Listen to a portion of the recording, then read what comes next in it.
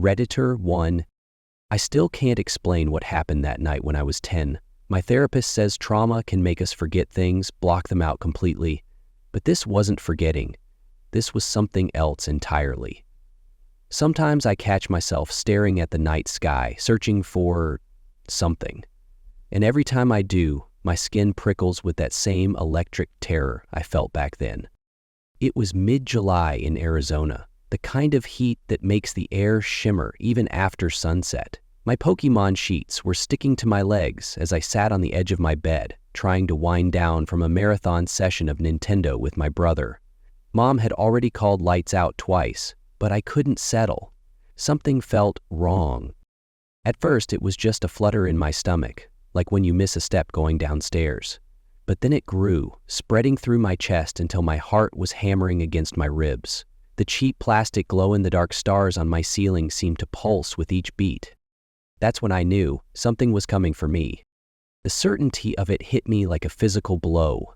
This wasn't imagination or kid stuff. This was real. My body remembered even if my mind didn't, like muscle memory warning of an approaching predator. Whatever was coming, it had been here before. I wanted to scream for my parents, but my throat closed up. The darkness beyond my bedroom window seemed to deepen, as if something out there was drawing all the light into itself.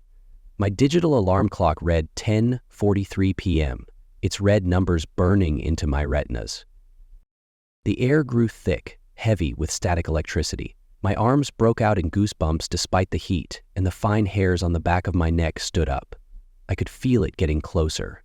My body screamed at me to run, but where? It would find me anywhere I went. It always had before. That thought surfaced from somewhere deep in my subconscious, and I knew it was true even though I couldn't remember why. A high-pitched whine started just at the edge of my hearing, like the sound old TV sets make, but higher, sharper. It made my teeth ache. The shadows in the corners of my room seemed to writhe, taking on impossible angles that hurt my eyes to look at. I was still wearing my day clothes, jean shorts and my favorite X-Men t-shirt. I remember focusing on that shirt, on Wolverine's snarling face, trying to ground myself in something normal as the weight of approaching doom pressed down on me. My bedroom felt like a balloon about to pop, reality stretching thin. Something moved in my peripheral vision. I started to turn, my body moving through air that felt like molasses. I caught a glimpse of something tall and wrong in my doorway, a shape that didn't make sense to my human brain. Its outline seemed to shift and blur, like trying to look at a shadow underwater. And then, sunlight was streaming through my window. I was still turning, my body in the exact same position, but everything else had changed. The oppressive weight was gone. The air was normal. My alarm clock showed 7:15 a.m. I blinked, trying to process what had happened. My clothes weren't even wrinkled, as if I'd been frozen in place while the world spun forward without me. Nearly 9 hours had vanished in the space between one heartbeat and the next. The really strange part came later when I tried to tell people about it. I started with my brother at breakfast, describing how I'd lost an entire night in an instant. He just nodded and asked me to pass the frosted flakes. I told my best friend Tommy at school, and he changed the subject to talk about his new bike.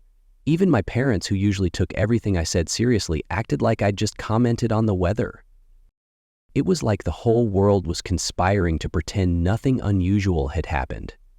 After a while, I stopped bringing it up, but I never stopped thinking about it. Years passed, and I almost managed to convince myself it had been some weird childhood dream. Almost. Except sometimes, usually on hot summer nights, I'll get that feeling again. That certainty that something is coming. My body remembers even when my mind wants to forget. Last week, I found an old journal while cleaning out my childhood bedroom. Most of it was typical kid stuff. Pokemon drawings, lists of my favorite movies, complaints about homework. But there was an entry from when I was 7 that made my blood run cold. In my messy second-grade handwriting, I'd written, "They come at night when it's hot. They make everyone forget, but I remember a little bit this time. I don't want to remember anymore." I don't remember writing that. Just like I don't remember what happened on all those other hot summer nights before and after the one I can recall. But sometimes when I'm lying in bed and that familiar terror starts creeping in, I think maybe it's better not to remember. Maybe forgetting is a gift. Because I'm certain of one thing: whatever took those hours from me isn't finished. It's patient. It can wait. And somewhere deep inside, in the parts of me that still remember, I know it's only a matter of time before it comes again. These days I keep my blinds closed at night. I don't look at the stars anymore, and when people ask me about my childhood, I tell them I don't remember much about it. It's easier that way. But sometimes, on those sticky summer nights when the air feels heavy with possibility, I catch myself sitting on the edge of my bed, heart pounding, waiting to turn around, and lose another night to whatever lurks just outside the corners of human perception. I've never been sure if what happened to me was really an alien abduction. That's just the explanation I tell myself because it's easier than considering the alternatives. Because if it wasn't aliens, if it was something else, something that's been here all along, watching and waiting, then maybe we're not at the top of the food chain after all. Maybe we're just really good at forgetting that fact. The worst part isn't the lost time or the lingering fear or even the way everyone dismissed it. The worst part is knowing it's still out there, knowing that somewhere, right now, there might be another kid sitting on the edge of their bed, feeling that same terror I felt, about to turn around and lose a night of their life to whatever it is that hunts us. Sometimes I wonder if we're all connected somehow, all of us who've lost time, if maybe we're not as alone in our experiences as the world wants us to believe. Maybe that's why everyone acts so strange when we try to talk about it. Maybe on some level, they remember too. Maybe we all remember, just a little bit, just enough to know we should be afraid of what happens when the sun goes down and something ancient and hungry comes calling. But those are dangerous thoughts, the kind that make you question everything you think you know about reality, the kind that make you wonder if maybe, just maybe, there's a reason we're so good at forgetting, because maybe remembering would break us. Maybe forgetting is how we survive. So I keep my story to myself now. I go to work, pay my bills, live my life like everyone else, but every night before I go to bed, I check all the locks twice, I close all the blinds, and I never, ever turn around when I feel that familiar presence behind me. Because some things are better left in the dark. Some memories are better left forgotten, and some questions, like what really happens on those hot summer nights when something comes calling, might have answers we're not ready to face. At least that's what I tell myself. It's easier than admitting the truth, that somewhere out there, something is waiting, and sooner or later it's going to come for me again. I just hope next time I remember to keep my eyes forward. Redditor 2. I've never told anyone about what happened that night in the Appalachians, mainly because I'm afraid they'll think I'm crazy. But after 15 years of carrying this weight, I need to get it off my chest. Maybe someone out there has experienced something similar. Maybe I'm not alone. I was leading a small group on what should have been a routine camping trip. Myself, my brother-in-law Mark, and 3 of my colleagues from the construction company where I worked as a surveyor. The trail we chose was an easy one, winding through the northern Appalachians to a secluded lake. I'd been there dozens of times before, always without incident. The day started perfectly normal. The weather was mild for September, with just enough cloud cover to keep the sun from beating down too hard as we hiked. We reached the lake around 2 in the afternoon, giving us plenty of time to set up camp before dark. I remember being particularly meticulous about the tent placement. Old habits from my surveying work. I even used my measuring tape to ensure equal spacing between the tents, arranging them in a pentagon around where we planned to build the fire pit. The late afternoon passed pleasantly enough. We swam in the lake, its water still holding onto the last warmth of summer. I remember watching the sunset paint the water in shades of orange and purple while we cooked hot dogs and beans over the fire. Dave, one of my younger colleagues, was telling some ridiculous story about his ex-girlfriend's cat, and we were all laughing. That's where things get strange. I don't remember cleaning up after dinner. I don't remember dousing the fire or getting into my tent. None of us do. The next clear memory I have is opening my eyes to early morning mist and immediately knowing something was wrong. I've always been a light sleeper. My wife likes to joke that a mouse sneezing 3 houses away would wake me up. So waking up outside my tent on the bare ground made no sense. But that wasn't even the strangest part. As I sat up, my head throbbing with a dull ache I couldn't explain, I saw the others scattered around me, all still sleeping. We were arranged in the exact same formation as our tents had been, a perfect pentagon. Only we were about 30 feet from where we'd set up camp the previous evening. I could see our original campsite through the morning mist. The tents were still there, standing exactly as we'd left them. The fire pit was cold and untouched, with no signs of the previous night's dinner. Our backpacks were still leaning against the trees where we'd put them. Everything was exactly as it had been, except us. My hands were shaking as I pulled out my measuring tape, the same one I'd used to space the tents the day before. As the others began to stir, I started taking measurements. The distance between where each of us had woken up matched, down to the inch, the spacing between our tents at the original site. What the hell? Mark was the second to wake up, his face pale as he took in our situation. Phil, what's going on? I didn't have an answer. None of us did. We spent the next hour searching the area for any signs of what might have happened. There were no footprints besides our own from the previous day, no signs of animals or other campers. Our food was untouched, our belongings undisturbed. It was as if some giant hand had simply lifted us from our tents and placed us, with surgical precision, in this new spot. Dave suggested we might have sleepwalked, but I've never sleepwalked in my life. Besides, what are the odds of 5 people simultaneously sleepwalking to spots that perfectly matched the geometry of their original camping positions? Tom, my most senior colleague, proposed we might have been drugged, but we'd all brought our own food and drinks. We'd only shared the hot dogs and beans, which we'd all helped prepare. And why would anyone go to the trouble of drugging us just to move us 30 feet? The most unsettling theory came from Mike, our group's resident skeptic. He pointed out that our watches all showed 6:47 a.m., but the angle of the sun suggested it was closer to 9:09. We checked our phones, those that still had battery life, and they all showed the same time, 6:47 a.m. It was as if time had hiccuped, skipping forward while we were wherever we were. As we packed up camp, trying to shake off the creeping dread that had settled over us, I noticed something else. The morning dew had soaked through our clothes where we'd been lying, but there was no dew on the ground where we'd woken up. It was as if that patch of earth had been sheltered from the night air, though there was nothing above it but open sky. We hiked out in silence, each lost in our own thoughts. I kept looking over my shoulder, unable to shake the feeling that we were being watched.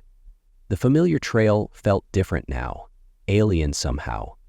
Every shadow between the trees seemed to hide something just beyond our understanding. That night, after everyone else had gone home, I sat at my kitchen table with a map of the area. I marked our campsite and measured the exact distance and direction of our unexplained movement. I thought maybe if I could approach it logically, like a surveying problem, I could make sense of it. But the more I studied it, the less sense it made. The next day at work, none of us mentioned what had happened. In the weeks that followed, we all found excuses to avoid each other's eyes in the hallway. Eventually, Tom transferred to another office. Dave quit a month later. I haven't spoken to either of them since. I've spent countless nights since then trying to rationalize what happened. I've researched everything from geological phenomena to atmospheric anomalies. I've read about missing time experiences and mass hallucinations. Nothing fits. What I keep coming back to is this. Something moved us that night. Something precise enough to maintain our exact spatial relationships to each other. Something powerful enough to lift 5 grown men without waking any of us. Something that could manipulate time itself. And sometimes, in my darkest moments, I wonder if that's what it wanted us to think. If the precision of our displacement wasn't a clue, but a message. A demonstration of capabilities, a warning. I sold most of my camping gear the following spring. My wife was surprised. She knew how much I'd always loved the outdoors. But I couldn't bring myself to tell her the real reason. How do you explain to someone you love that you're afraid of what might be hiding in the familiar shadows of the wilderness? That you're terrified not of the dark itself, but of waking up somewhere else, arranged just so, like pieces on some cosmic game board? The measuring tape is the only thing I kept. It sits in my desk drawer now, a reminder that some distances can be measured perfectly, even when they make no sense at all. Sometimes late at night, I take it out and run my fingers over its worn surface, wondering if somewhere in its precise measurements lies a truth I'm still missing. I haven't been back to that trail since that day. I can't. Even looking at maps of the area makes my hands shake, because deep down, I know that whatever happened that night, whatever force or entity was responsible, it's still there, waiting, measuring, planning. And sometimes, when I wake up in the middle of the night, I check the clock and hold my breath until I'm sure it's moving forward, because part of me is always afraid I'll see 6:47 a.m. again and know that it's not quite done with me yet. Redditor 3, the familiar blue-green light woke me again. I didn't need to check the clock. It was 3:17 a.m., just like always. My heart should have been racing, my palms should have been sweaty, but after 2 decades of these visits, they felt almost routine. Alice slept peacefully beside me, her chest rising and falling in the ethereal glow that seeped through our bedroom window. Max and Luna, our German shepherds, were curled up at the foot of the bed, their usual alert postures softened by deep sleep. They never stirred during these visits. They never had, not once in all these years. I watched the tall, elongated shadows move across our front lawn through the gauzy curtains. Their movements were too fluid, too precise, like mercury flowing uphill. 3 of them this time. There were usually only 2. The lock on our front door clicked open. I didn't hear it so much as feel it, a subtle change in air pressure that made my ears pop. They never needed keys or tools. Locks, doors, walls, all human constructs meant nothing to them. "It's time," whispered a voice in my mind. The words weren't English, weren't any language at all, really. Just pure concepts floating into my consciousness like leaves drifting on a pond. I sat up slowly, careful not to wake Alice. After 7 years together, she still didn't know about the visits. How could I tell her? "Hey honey, just so you know, I've been getting abducted by aliens since I was 8 years old. They're quite polite about it though." Right. The bedroom door swung open silently. They stood in the doorway. 3 impossibly tall, impossibly thin figures. Their skin caught the moonlight like polished pearl, and their enormous black eyes reflected nothing. The one in front, I called him Echo in my head, though I knew that wasn't anything close to his real name, tilted his head in greeting. "Hello again, Michael." Echo's thoughts brushed against mine. "You seem well." I nodded, swinging my legs over the side of the bed. Luna's ear twitched in her sleep, but she didn't wake. The newest visitor, the one I'd never seen before, moved suddenly toward her. His long fingers reached out, hovering inches above Luna's fur. Fear gripped my chest for the first time that night. These beings had never hurt me, had always been gentle in their curiosity. But Luna was different. Luna was family. Images flashed through my mind. Luna as a puppy. Luna playing fetch. Luna comforting Alice after her mother died. The protective rage must have broadcast loud and clear, because the new visitor recoiled as if struck. "Forgiveness," his thoughts whispered. "The emotional bonds you form with other species. Fascinating." Echo moved between us, his movements liquid smooth. "We should proceed. Time grows short." I followed them through my house, my normal suburban house with its framed photos and scattered dog toys and half-empty coffee mugs still sitting on the kitchen counter. The contrast between their otherworldly presence and my mundane surroundings always struck me as darkly funny. The ship waited in our backyard, hovering silently about 3 feet off the ground. It wasn't the flying saucer of bad sci-fi movies, more like a perfect sphere of darkness that seemed to absorb the ambient light around it. A seam appeared in its surface as we approached, widening into an oval entrance. Inside was familiar too.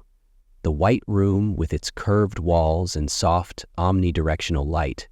The chair, though chair was a poor description for the organic-looking structure that grew from the floor, waited for me. I sat down, feeling the material conform to my body. "Your vital signs indicate elevated stress," Echo observed. "More than usual." "The dog," I explained, though they could surely read the thought before I formed it. I've never worried about them hurting me, but Luna, your protective instinct is powerful, the third visitor thought. Unlike Echo's familiar mental voice and the new one's hesitant touches, this one's thoughts felt ancient, heavy with wisdom. It shapes your species in ways we still struggle to understand.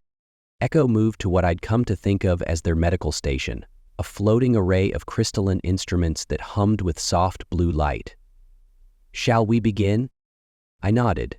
The familiar questions started flowing. How had my health been? Had I experienced any unusual dreams? How were my relationships developing? What were my current goals and fears? It was part medical exam, part therapy session, part anthropological interview. The new one, I started thinking of him as Reach because of his earlier attempt to touch Luna, observed intently but asked no questions. The ancient one occasionally interjected with deeper philosophical queries that made my head spin. Your species forms such strong attachments, Reach finally thought, breaking his silence.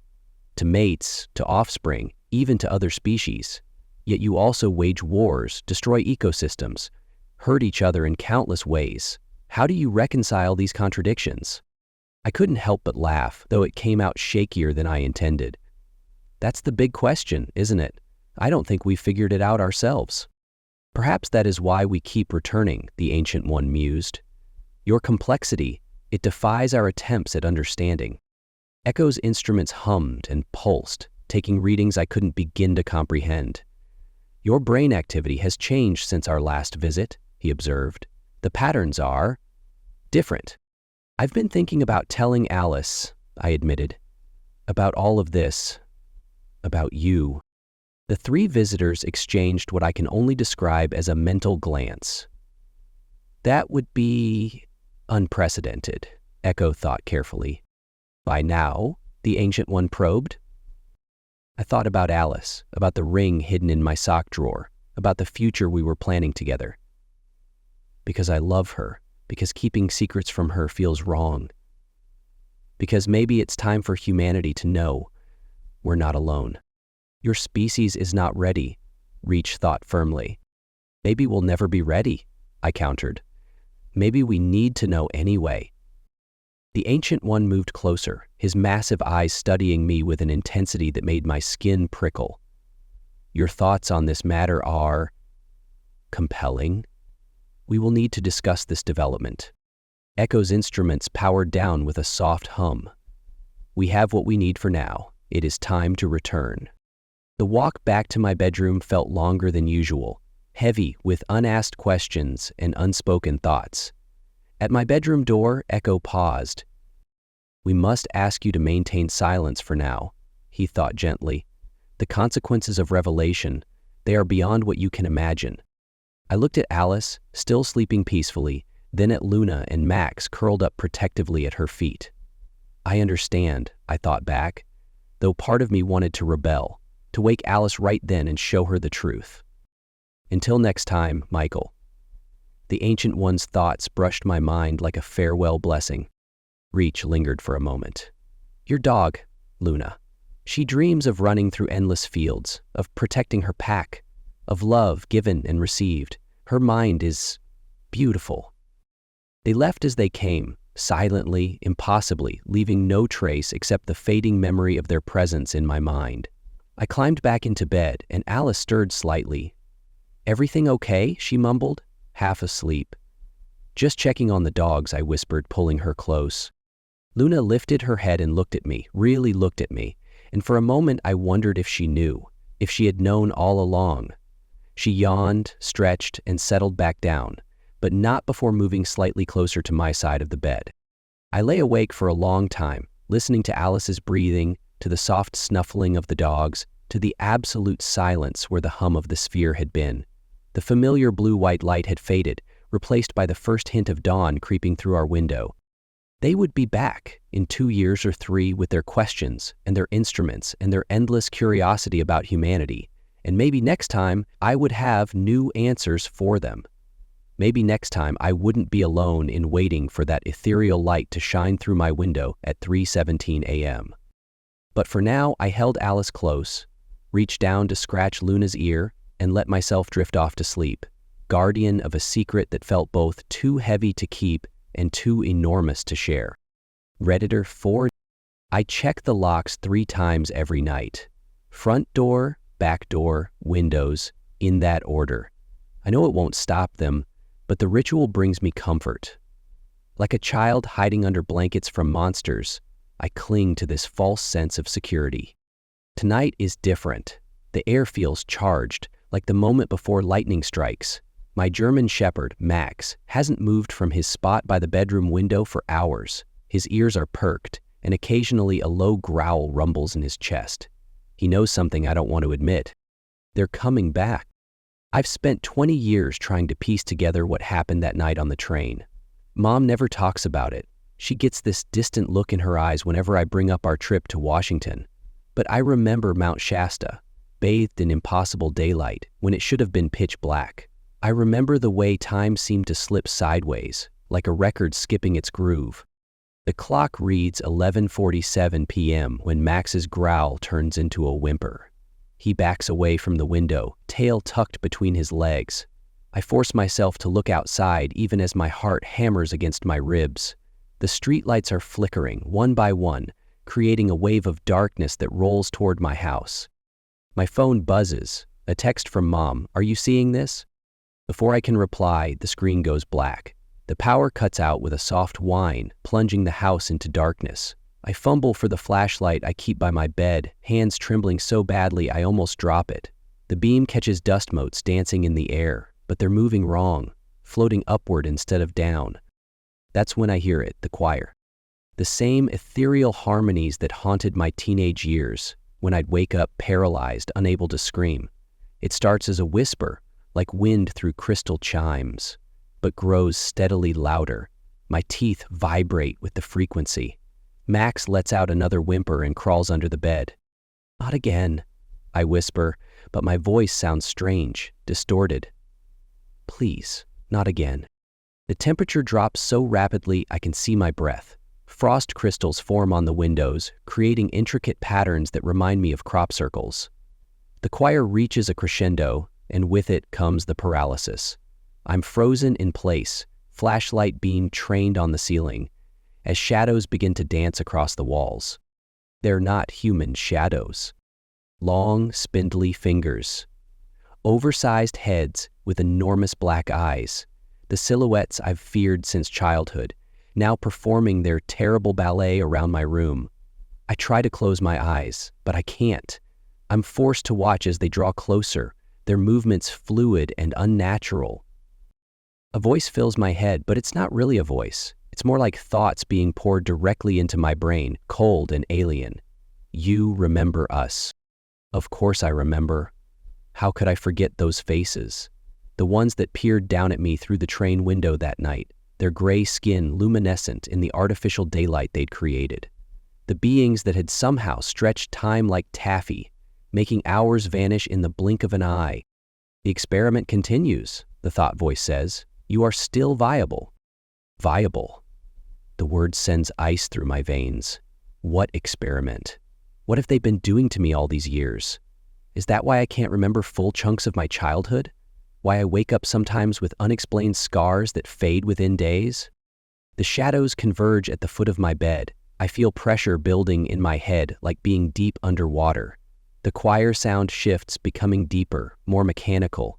Through the frost-covered window, I see lights, not the warm yellow of street lamps, but a cold, pulsing blue that bathes my room in its ghastly glow. Your fear is unnecessary, they tell me, but their reassurance feels hollow. You have been chosen.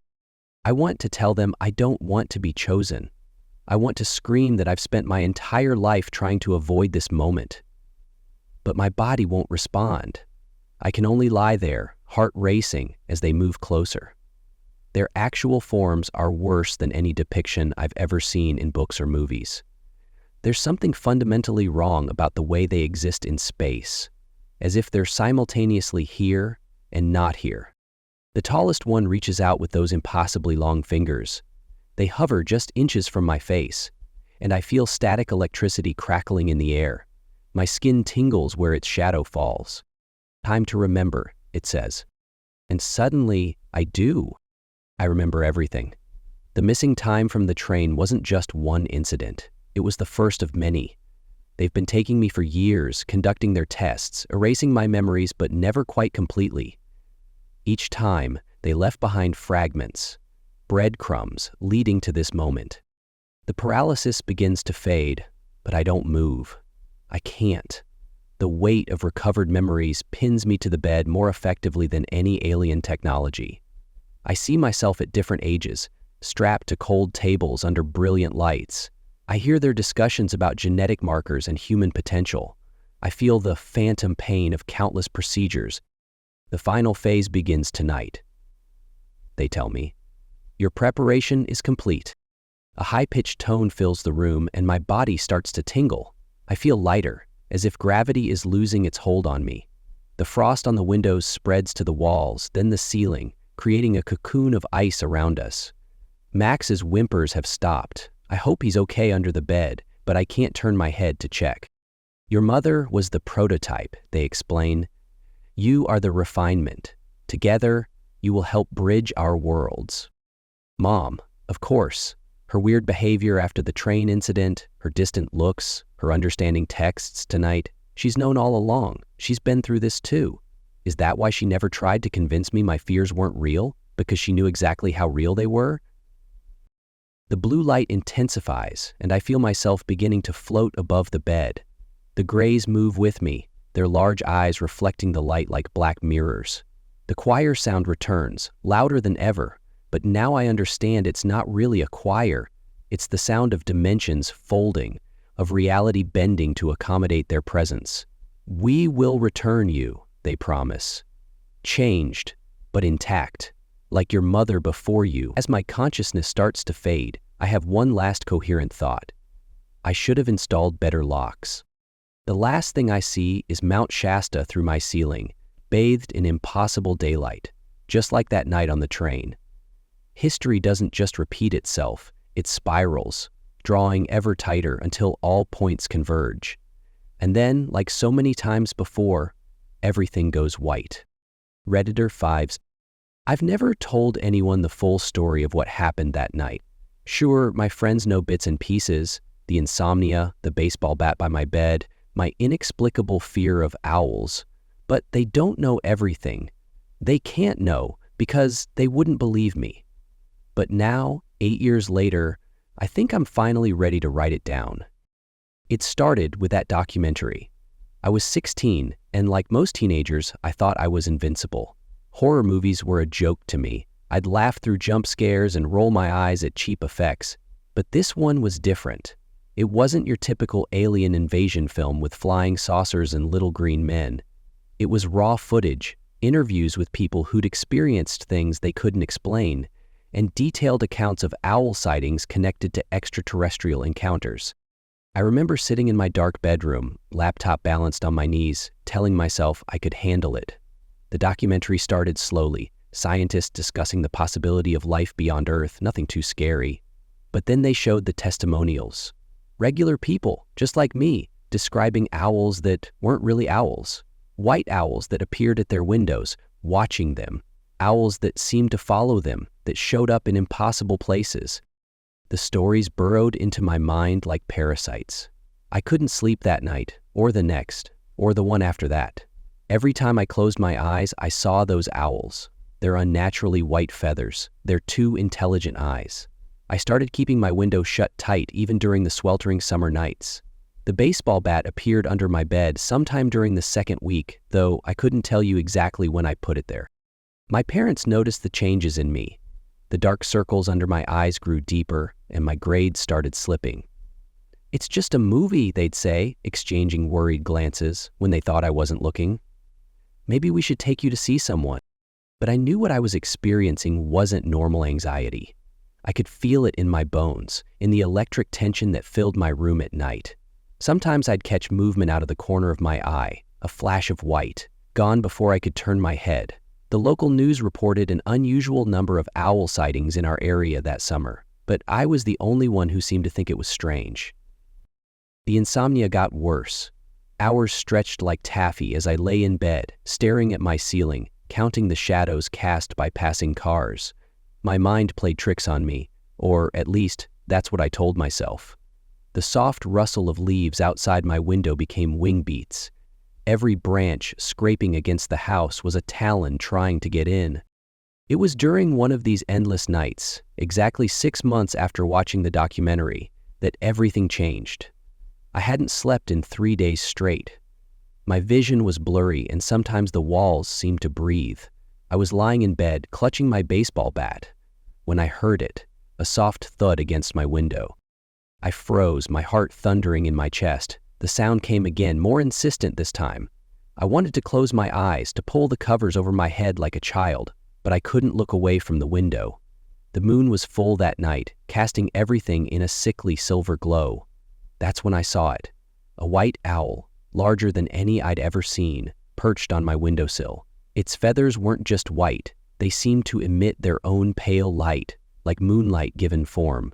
Its eyes, its eyes. They weren't the normal amber of owl eyes. They were black, bottomless, intelligent.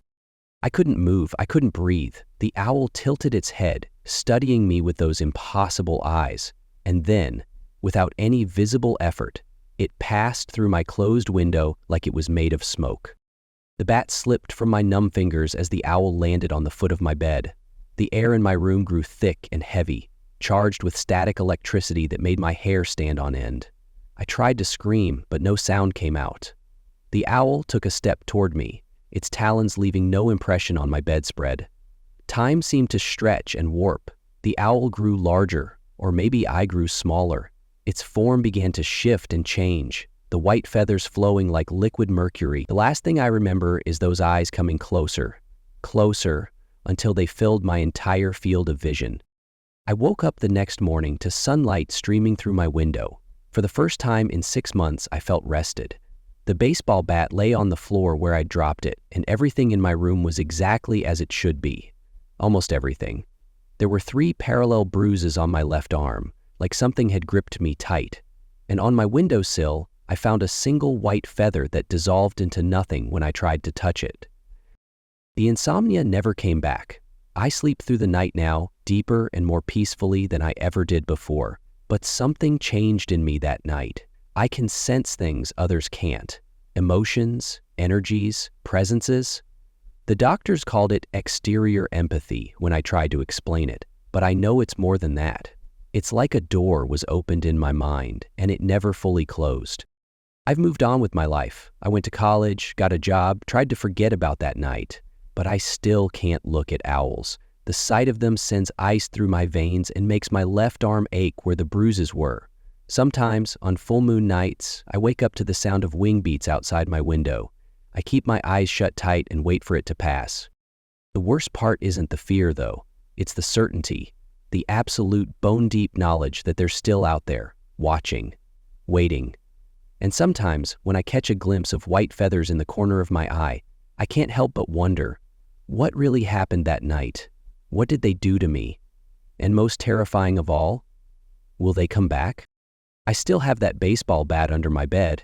I know it won't help if they return, but its presence comforts me. After all, some things are better left in the dark. Some doors better left closed. But on nights like tonight, when the moon is full and the air feels electric, I can't help but wonder if they're reading these words too, recognizing their story through my eyes.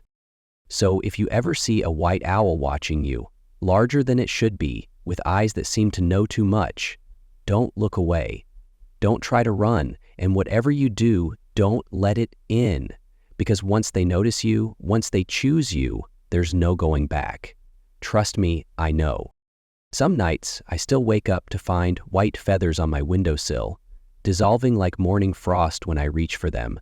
And sometimes, in my dreams, I see through those owls' eyes, soaring over sleeping cities, searching for others like me.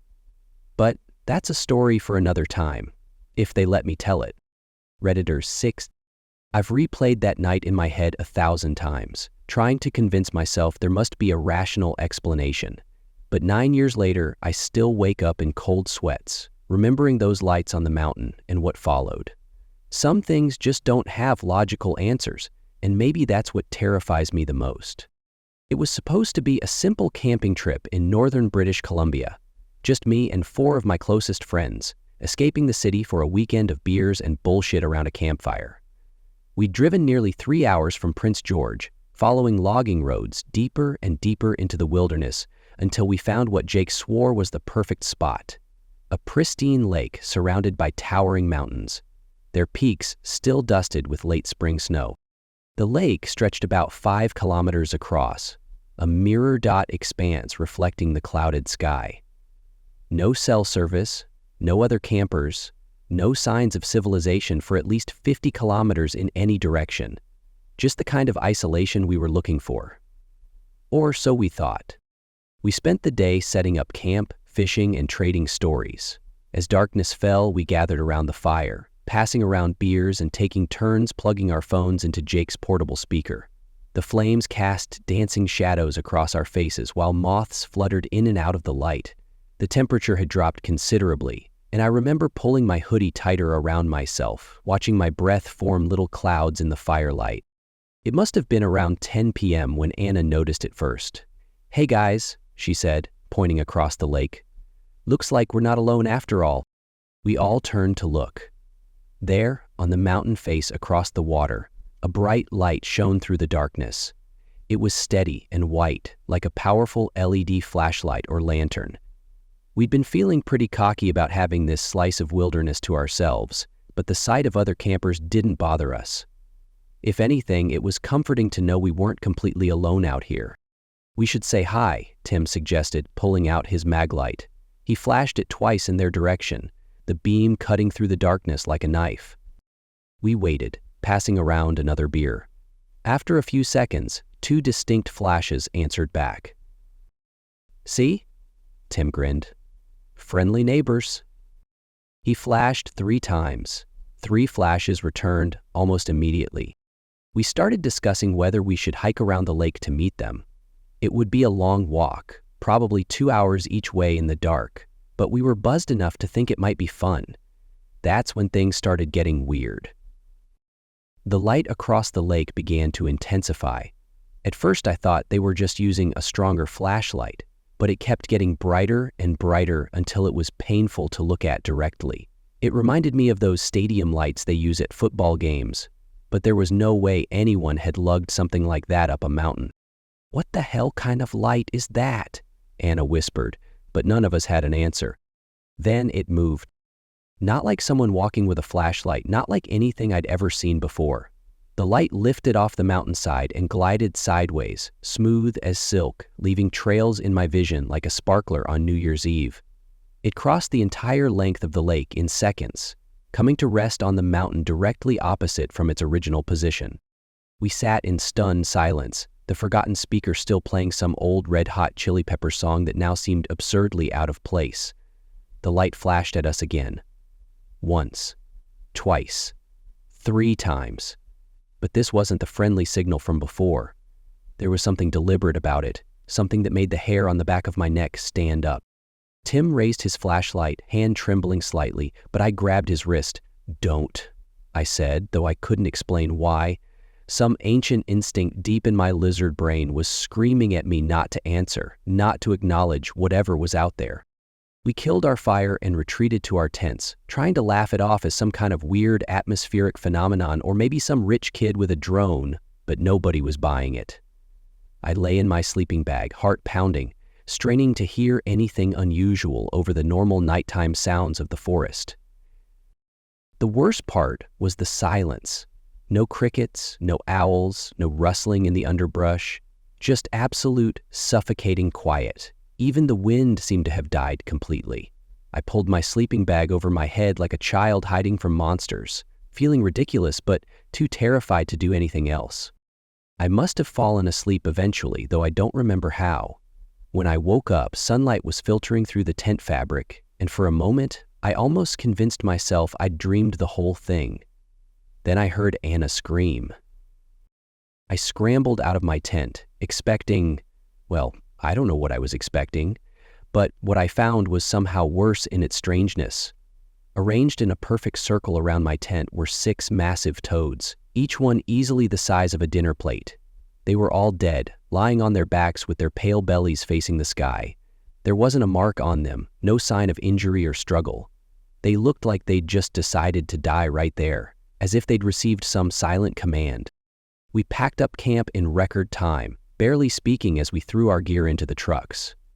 Nobody wanted to discuss what we'd seen, or the dead toads, or the fact that there were no tracks or signs of anyone else having been in the area. The mountains loomed over us, their peaks disappearing into the morning mist, betraying nothing of what had happened the night before. I've been back to BC many times since then, but never to that lake. I've tried researching similar incidents in the area, looking for any pattern or explanation. Sometimes I'll find stories that seem similar, strange lights in remote areas, unexplained animal deaths, but nothing quite matches what we experienced. The others don't talk about it much. We've drifted apart over the years the way old friends do, but I know they remember. Sometimes, late at night, one of them will text me, "Been thinking about that camping trip." Nothing more needs to be said. Last week I was going through some old photos on my phone and found one from the morning after. I hadn't noticed it before, but there in the background, barely visible in the morning mist, was a perfect circle scorched into the mountainside where the light had first appeared. The mark was huge, maybe 30 feet in diameter. I deleted the photo immediately. Some nights, when I can't sleep, I find myself wondering, what if we had answered that final signal? What if we had made that hike around the lake? But mostly, I wonder about those toads. Why toads? Why 6? And why only around my tent? I still camp occasionally, but never anywhere too remote, and I never, ever signal back to lights in the darkness. Some questions are better left unanswered. Redditor 7. I still remember the texture of that wall. Every tiny bump and imperfection in the paint, every shadow cast by the streetlight filtering through my blinds. It's been 6 years, but I can close my eyes and see it all with perfect clarity. Not that I want to. These days, I avoid staring at walls for too long, especially at night. I was 14 when it happened, just a normal teenager with normal problems, algebra homework I hadn't finished, drama with friends at school, and parents who didn't understand why I needed the latest phone. That night, I went to bed around 10, just like always. My mom had stuck her head in to say goodnight, and I remembered being annoyed because she still treated me like a kid sometimes. The next thing I knew, I was sitting up in bed. It wasn't the sudden awakening from a nightmare or the slow drift into consciousness when you need to use the bathroom. One moment I was asleep, and the next I was upright, my back straight as a rod, facing my bedroom wall. The wall that had been pale blue since I was 7, when I'd finally convinced my parents to paint over the baby pink. I reached for my phone, the motion feeling strangely mechanical, like someone else was pulling my strings. The screen's harsh light made me squint. 1:03 a.m. I set it back down and turned toward the wall again. That's when things get strange. I wish I could say I was thinking about something specific, or that I saw something on that wall that held my attention, but the truth is, I wasn't thinking at all. My mind was completely empty, like someone had opened up my skull and scooped everything out, leaving nothing but a hollow echo chamber. I was aware of my breathing, slow and steady, but it felt distant, as if it belonged to someone else. The streetlight outside cast long shadows from my window blinds across the wall, creating horizontal stripes that seemed to pulse ever so slightly. Or maybe they didn't, maybe my eyes were playing tricks on me. But as I sat there, the shadows began to feel like bars, and the space between them seemed to deepen, as if the wall was slowly receding into darkness. I couldn't move, not that I was trying to. That's the thing that still bothers me the most. I didn't want to move. I didn't want anything. I just sat there, staring, existing in some strange space between sleeping and waking, between reality and something else entirely. The shadows continued their hypnotic dance across my wall. Sometimes, in the corners of my vision, I thought I saw something moving in the spaces between them, something that writhed and twisted like smoke, but darker than dark. But whenever I tried to focus on it directly, it wasn't there. Just the wall, the shadows, and the endless nothing in my mind. I don't know how long I sat there before I started to notice the humming. It wasn't coming from outside or inside the house. It seemed to emanate from the wall itself, a low frequency that I felt more than heard. It resonated in my bones, synchronized with my heartbeat until I couldn't tell which was which. The vibration should have frightened me, but in that moment, nothing could penetrate the void where my thoughts should have been. The room grew colder, but I didn't shiver. My breathing remained steady, my posture perfect. In the back of my mind, somewhere far away from the empty space I was floating in, a small voice whispered that this wasn't normal, that something was wrong. But that voice was too distant, too weak to reach me. The shadows on the wall began to move differently now, no longer following the gentle sway of tree branches outside my window. They seemed to reach toward me, stretching across the wall like long, dark fingers. The humming grew stronger, and the space between the shadow bars looked deeper than ever, like tunnels leading somewhere I shouldn't go. I felt a pull then, subtle at first but growing stronger. Not a physical sensation, my body remained perfectly still, but something tugging at the edges of my consciousness, trying to draw me into those dark spaces between the shadows. The empty void in my mind began to feel less empty and more expectant, as if something was waiting in there, waiting for me to finally let go and fall in. That's when my mom burst into my room. The door hit the wall with a bang that shattered whatever spell I was under. The shadows snapped back to normal, the humming ceased, and my mind flooded with thoughts again, leaving me gasping like I'd just surfaced from deep underwater. "Honey, are you okay?" My mom stood in the doorway, her face etched with concern. She was wearing her old gray nightgown, her hair a mess, but her eyes were wide awake and worried. I blinked at her, my throat feeling dry and unused. "Yeah, I'm fine, just woke up randomly." "Are you sure? I had the strangest feeling." She stepped into the room, glancing around as if expecting to find something out of place. "I was sound asleep, but I knew I needed to check on you, like when you were a baby and I could tell when something was wrong." "Mom, I'm fine," I insisted, my voice stronger now. "Really, just couldn't sleep." She didn't look convinced, but she nodded slowly. "Okay, sweetie, try to get some rest." She lingered in the doorway for a moment longer before closing the door behind her. As soon as she was gone, I grabbed my phone again, my hands shaking slightly. The screen read 4:37 a.m. 3 hours and 34 minutes. I had sat there staring at my wall for 3 hours and 34 minutes. I didn't sleep for the rest of that night. I kept all my lights on and played games on my phone until the sun came up, carefully avoiding looking at any of my bedroom walls. When my mom asked about it at breakfast, I brushed it off as a weird night, trying to convince both her and myself that nothing unusual had happened.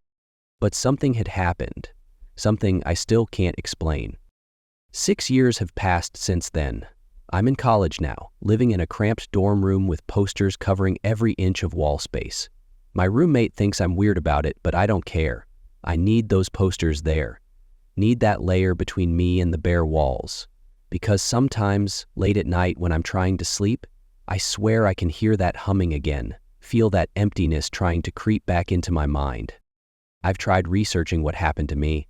I've found similar stories online, people losing time while staring at nothing, feeling drawn into empty spaces, experiencing that same mental void. Some blame sleep paralysis. Others talk about meditation gone wrong or dissociative episodes. But none of those explanations feel quite right. What still haunts me the most isn't the lost time, or the strange shadows, or even that otherworldly humming. It's the question of what would have happened if my mom hadn't come in when she did, what was waiting for me in those spaces between the shadows, what would have happened if I had stayed in that trance for just a little longer. And sometimes, in my darkest moments, I wonder if maybe part of me is still there, sitting in that teenage bedroom, staring at that pale blue wall. Maybe that's why I still feel the pull sometimes, why I catch myself zoning out while looking at blank spaces. Maybe whatever was trying to draw me in that night didn't completely fail, but I try not to think about that too much. I keep my walls covered, my nights well lit, and my mind occupied. And every time my mom mentions that night, which isn't often, I can see in her eyes that she knows she interrupted something that wasn't meant for our world, something that had almost claimed her daughter. I never told her exactly what happened that night. How could I? I still don't understand it myself. But every year on the anniversary of that night, she calls me at exactly 4:37 a.m. just to check in. She never mentions why she's calling at that specific time, and I never bring it up. We both just pretend it's normal, this yearly middle-of-the-night check-in. And every time as I answer her call, I make sure I'm facing away from any walls, covered or not. Because even now, 6 years later, I can't shake the feeling that something is still waiting in those spaces between the shadows, hoping for another chance to pull me in. Sometimes, late at night, when my roommate is asleep and the dorm is quiet, I catch myself wondering what's behind all those posters on my wall. And in those moments, I swear I can feel it wondering about me too. Redditor 8. I've never told anyone the full story of what happened that night in Central California. Sure, I've mentioned bits and pieces to a few people over beers, but they always laugh it off or change the subject. I don't blame them. If someone had told me this story 16 years ago, I wouldn't have believed it either. It was early August, one of those suffocatingly hot California nights where the air sits heavy and still like a wool blanket wrapped around your shoulders. Sarah, my girlfriend at the time, had suggested we drive out to the old Thompson Road, a lonely stretch of pavement that cut through endless cornfields like a black river. Mike, my best friend since high school, was visiting from Sacramento, so we decided to make a night of it. We packed a cooler full of cheap beer, grabbed some snacks from the 7-Eleven, and piled into my beat-up Honda Civic. The AC was broken, so we drove with all the windows down, letting the warm wind whip through the car as Sarah's playlist blasted from the speakers. None of us had to work the next day, and that peculiar sense of freedom that comes with being young and stupid on a summer night filled the car like smoke. The drive took about 20 minutes, mostly because I was being careful. There were no streetlights once we left town, and the shoulder of the road had a habit of crumbling away into drainage ditches. The corn stood tall on either side, creating walls of darkness that seemed to press in on the narrow beam of my headlights. We parked at our usual spot, a wider section of shoulder where the asphalt had been patched so many times it looked like a poorly done puzzle. The engine ticked as it cooled, and in the silence, the corn rustled with a dry, papery sound that made the hair on the back of my neck stand up. But we were used to it, or at least we thought we were. The first hour passed in a blur of laughter and stories. Mike was telling us about his new job, Sarah was sharing gossip about old high school friends, and I was just happy to be there, nursing my third beer and watching the stars emerge in the vast sky above us. The moon was just a sliver that night, which made the stars seem impossibly bright. It must have been around 3 in the morning when I felt the pressure in my bladder. I'd been holding it for a while, trying to avoid the cornfield, but finally gave in. "Be right back," I mumbled, grabbing my phone for light and walking toward the edge of the field. That's when I saw it. At first, I thought it was the beer playing tricks on my eyes. A bright light hovering above the cornfield, maybe 4 miles out. It wasn't like any aircraft light I'd ever seen. It was too steady for a helicopter, too low for a plane, and far too bright for either. "Hey," I called out, my voice sounding strange and thin in the night air. "You guys seeing this?" Sarah and Mike were already staring at it. Sarah had her phone out, trying to record, but the light was too intense for her camera to focus properly. We stood there, 3 drunk kids in the middle of nowhere, watching something that shouldn't exist. The light hung there for what felt like forever, but was probably only a minute. Then it dimmed, not gradually, but in an instant, like someone had turned down a dimmer switch. Before any of us could speak, 2 more lights appeared, forming a perfect triangle in the sky. "What the fuck?" Mike whispered. The lights began to move, stretching apart like they were connected by elastic, then snapping back together. They would dim until they were barely visible, then flash so bright we had to shield our eyes.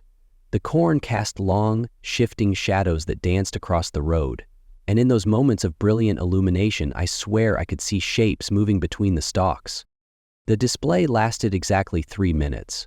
I know because Sarah timed it on her phone. Then, without warning, all 3 lights shot off to the right, moving faster than anything I've ever seen. They didn't fade into the distance. They were just there 1 second and gone the next, leaving purple afterimages floating in my vision. We might have convinced ourselves it was all in our heads if it wasn't for what happened next. Headlights appeared at the bottom of the hill, maybe a quarter-mile away. We weren't supposed to be there. The road was technically closed after sunset, so panic set in. Sarah started gathering up the empty bottles while Mike and I grabbed the cooler. But something was wrong. The headlights didn't move like a car. They seemed to float, rising up the hill without the bounce and sway you'd expect from a vehicle on that rough road. And they were too bright, too white, like miniature suns. "Get in the car," I said, trying to keep my voice steady. No one argued. By the time we were all inside, the headlights had vanished, just disappeared, like someone had flipped a switch. I started the engine with shaking hands and turned us around, probably too fast, probably too reckless, but fear had replaced the alcohol in my blood. We drove down that hill scanning for any sign of another vehicle, but there was nothing. No taillights, no tire tracks in the dust, no sound except the rumble of my engine and our own rapid breathing. There weren't any turnoffs for miles, nowhere a car could have gone. It was like it had never existed. The drive home was silent. What could we say? We'd seen something impossible, something that didn't fit into our understanding of the world. Sarah kept checking the rearview mirror, and Mike had his face pressed against the passenger window, looking up at the sky. We made a pact that night not to talk about it. Not really. We'd joke about it sometimes, call it our close encounter, but we never discussed the fear we felt, the way the lights moved, or the phantom car that chased us away. Some things are better left in the dark corners of memory. But here's the thing that still haunts me, the detail I've never shared with anyone. 2 days later, I drove back out there in the daylight. I told myself I was just going to clean up any bottles we might have missed. The corn was still there, tall and green and normal looking in the sunshine. But where we had parked, where the lights had shone down on us, there was a perfect triangle burned into the asphalt. 3 points, each about the size of a dinner plate, scorched black and smooth as glass. I went back a week later with a camera, wanting proof. The marks were gone. The road had been repaved, fresh black asphalt covering that small section of shoulder. I asked around town about road work, but no one knew anything about it. No work crews had been scheduled. No repairs were logged. Sometimes, on nights when I can't sleep, I pull up Google Maps and look at that stretch of road. It's still there, still cutting through the cornfields like a scar. But I never go back, not at night anyway. And when I drive past during the day, I don't slow down.